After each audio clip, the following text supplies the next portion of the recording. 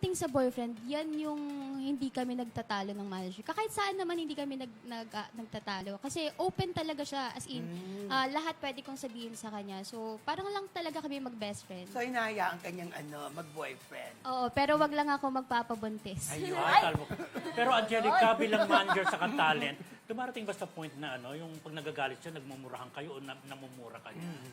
Ay, hindi pa kami umabot sa ganon. Siguro biruan, pero yung talagang nagtalakan kami. Ang ugali kasi namin, pag kunwari, clash kaming dalawa, nag-iinit yung dalawa, yung isa yung bababa, parang yung isa yung hindi makikisabay, parang hindi magre-reply or hindi magsasalita, ganon. Maricar, ano yung nagpainit sa'yo ng ulo Ayun. at napagalitan mo si Angelica. Yung totoo, late po yan lagi. Ay, tama yan. Oo. Dapat Yun ang- Kaya maging ako professional. magpapaka-plastic.